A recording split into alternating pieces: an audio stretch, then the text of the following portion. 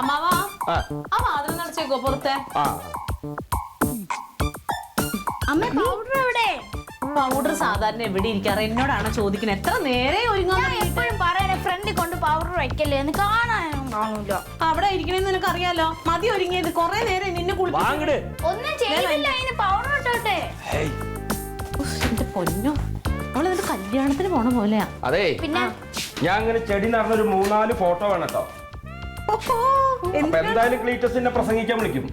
ഞാൻ അപ്പൊ സ്റ്റേജിൽ കയറി നിൽക്കുന്നത് യഥാർത്ഥ രാഷ്ട്രീയക്കാരുടെ ചുമതലകൾ എന്താ, അവരെന്തൊക്കെയാ ചെയ്യേണ്ടതിനെ കുറിച്ച് പറയും.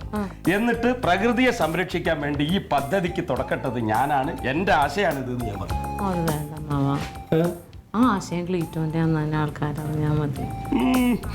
ആയിക്കോട്ടെ, അങ്ങനെ ആയിക്കോട്ടെ. എടുത്തിട്ടുണ്ടോ? കാശൊക്കെ എന്തെങ്കിലും പോരെ. അയ്യോ, ഒരു കൊട എടുക്കട്ടെ കേട്ടോ. നല്ല വെയിലായിരിക്കും. വെയില് മാത്രല്ല, ഇപ്പൊ എപ്പോഴാ മഴ പെയ്യാന്ന് പറയാൻ പറ്റും. ഇറങ്ങ. അയ്യോ, താക്കോല്. ഈ പെണ്ണിന്റെ ഒരു കാര്യം എടുക്കട്ടെ, എല്ലാം ഞാൻ തന്നെ നോക്കണ്ടേ. വെക്കണ സ്ഥലം ഒന്നും അറിയില്ല എവിടെയാണ്. ഇവിടെ എവിടെയെങ്കിലും ഒക്കെ ആയിട്ട് വെക്കാം. കിട്ടിയാ?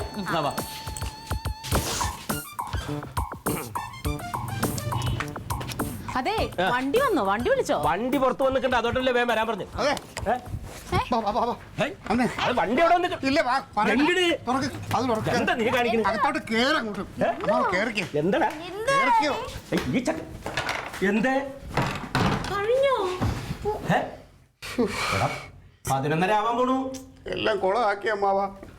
ഇപ്രാവശ്യം എന്താ ക്ലീറ്റോ പറ്റിയത്? അമ്മാവ, ഉദ്ഘാടനത്തിനുള്ള എല്ലാ കാര്യങ്ങളും ഞാൻ റെഡിയാക്കി വെച്ചിരുന്നതാ. അപ്പൊ നമുക്ക് ഈ പ്രസംഗിക്കാൻ ഒരു പന്തല് വേണമല്ലോ. അത് ഞാൻ ആ പൊട്ട നടരാജന്റെ അടുത്ത് ഏർപ്പാട് ചെയ്തിരുന്നത്.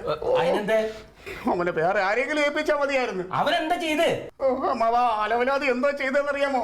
ഈ പന്തല് കെട്ടാൻ വേണ്ടി റോഡ് സൈഡിൽ നിന്ന് 4 തണൽ മരങ്ങളെ വെട്ടിമുറിച്ച് നാട്ടുകാരെല്ലാം കൂടെ അമ്മ എടുത്തിട്ട് ചളുക്കിക്കൊണ്ടിരിക്കുക. ഞാൻ ഓടിഞ്ഞു പോന്നു. നിങ്ങളാണ് യഥാർത്ഥ പ്രകൃതി സ്നേഹികൾ.